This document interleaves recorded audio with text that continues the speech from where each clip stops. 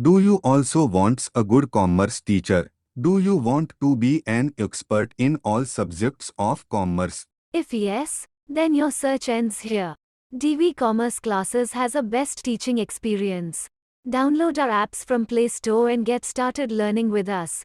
For more details, call us on 9122397597 or visit our website. Thank you. Non profit own organisation, जिन्हें अक्सर एनपीओएस कहा जाता है, बड़े दिल वाले ग्रुप होते हैं। ये संगठन समाज में सकारात्मक बदलाव लाने के लिए काम करते हैं। इनका मुख्य उद्देश्य लाभ कमाना नहीं होता, बल्कि समाज की भलाई करना होता है। ये सबकी भलाई के लिए काम करते हैं। एनपीओस विभिन्न प्रकार के होते हैं, जैसे कि चैरिटी, एजुकेशनल इंस्टीट्यूशन और हेल्थ केयर संस्थान। ये संगठन समाज के विभिन्न क्षेत्रों में काम करते हैं, जैसे कि शिक्षा, स्वास्थ्य, पर्यावरण और सामाजिक न्याय। ये प्रॉफिट के लिए नहीं चलते। इनका मकसद होता है एक अच्छा बदलाव लाना।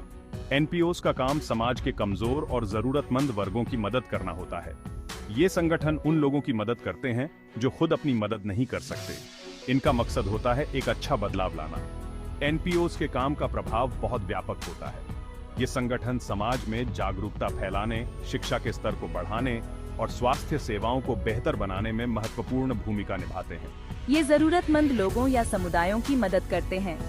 एनपीओस के काम का एक महत्वपूर्ण हिस्सा वॉलंटियर्स होते हैं। वॉलंटियर्स अपने समय और हुनर को समाज की भलाई के लिए समर्पित करते हैं। सोचिए, कुछ लोग हैं जिन्हें शिक्षा से बहुत लगाव है। वे एक एनपीओ बनाते हैं ताकि गरीब इलाकों में स्कूल बनवा सकें। ये संगठन शिक्षा के माध्यम से समाज में बदलाव लाने का प्रयास करते हैं। वे एक एनपीओ बनाते हैं ताकि गरीब इलाकों में स्कूल बनवा सकें। शिक्षा के क्षेत्र में काम करने वाले एनपीओस का मुख्य उद्देश्य होता है कि हर बच्चे को शिक्षा का अधिकार मिले। उनका इनाम पैसा नहीं है, उनका इनाम है बच्चों को सीखने का मौका दे पाने की खुशी। ये संगठन समाज में शिक्षा के महत्व को बढ़ावा देते हैं और बच्चों के भविष्य को संवारने में मदद करते हैं। उनका इनाम है बच्चों को सीखने का मौका दे पाने की खुशी। शिक्षा के अलावा एनपीओस स्वास्थ्य सेवाओं में भी महत्वपूर्ण भूमिका निभाते हैं। ये संगठन गरीब और जरूरतमंद लोगों को स्वास्थ्य सेवाएं प्रदान करते हैं। एनपीओस डोनेशन और अनुदान पर निर्भर करते हैं। ये संगठन अपने काम को जारी रखने के लिए डोनेशन और अनुदान का सहारा लेते हैं। डोनेशन और अनुदान के माध्यम से ये संगठन अपने प्रोजेक्ट्स को सफलतापूर्वक पूरा कर पाते हैं। ये पैसे उनके कामों में मदद करते हैं।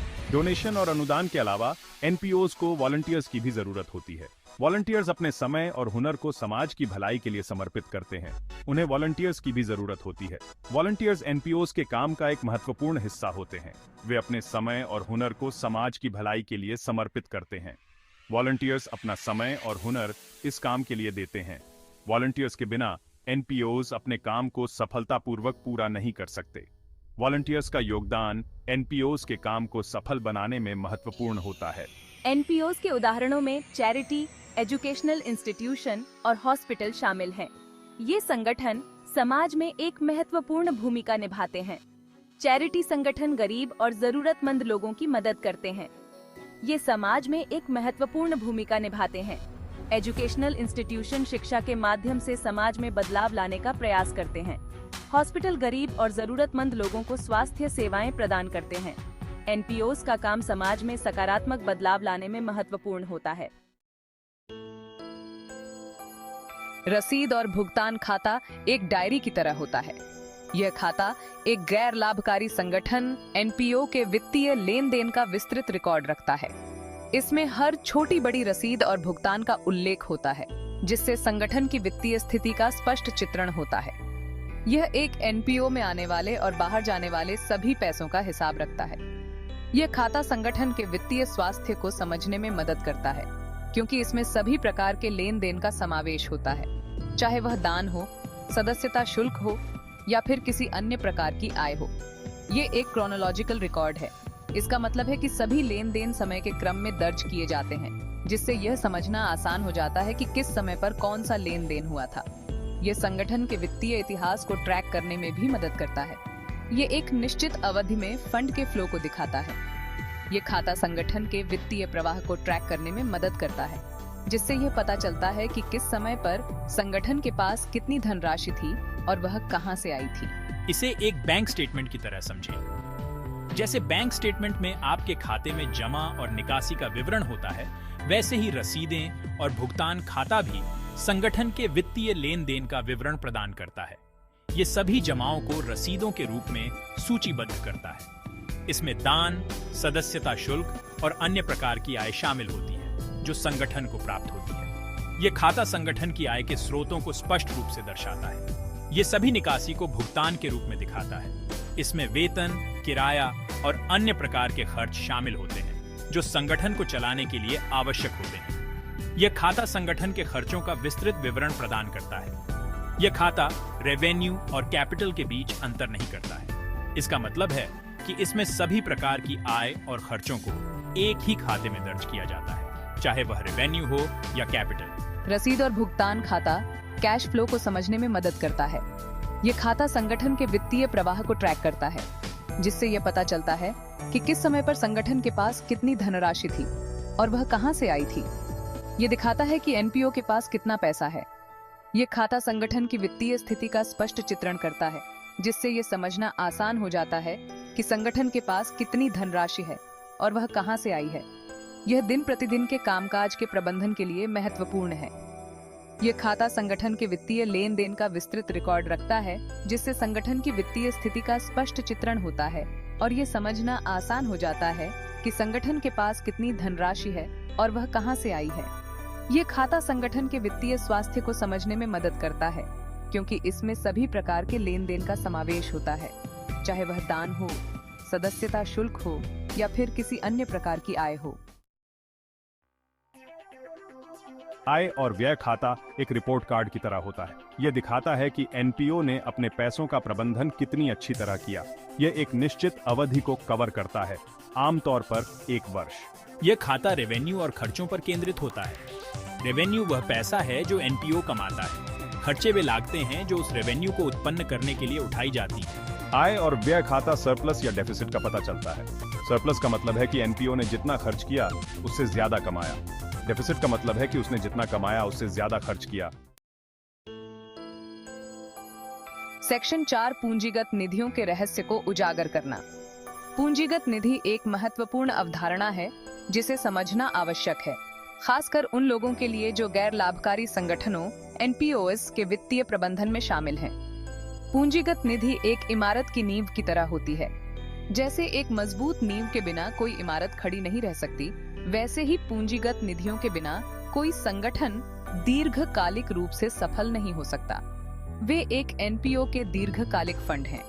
ये फंड संगठन को भविष्य में स्थिरता और विकास के लिए आवश्यक संसाधन प्रदान करते हैं। ये फंड डोनेशन, अनुदान या निवेश से आते हैं। डोनेशन और अनुदान के माध्यम से प्राप्त धनराशि को सही तरीके से प्रबंधित करना आवश्यक है, ताकि यह संगठन के उद्देश्यों को पूरा करने में सहायक हो सके। या निवेश से आते हैं। निवेश से प्राप्त आय को भी पूंजीगत निधियों में शामिल किया जा सकता है, जिससे संगठन को अतिरिक्त वित्तीय स्थिरता मिलती है। इनका उपयोग दिन प्रतिदिन के कार्यों के लिए नहीं किया जाता है। इसके बजाय इन्हें विशेष परियोजनाओं और दीर्घकालिक निवेश के लिए सुरक्षित रखा जाता है। पूंजीगत निधियों का उपयोग विशिष्ट उद्देश्यों के लिए किया जाता है। यह सुनिश्चित करता है कि संगठन के पास महत्वपूर्ण परियोजनाओं को पूरा करने के लिए आवश्यक संसाधन हो।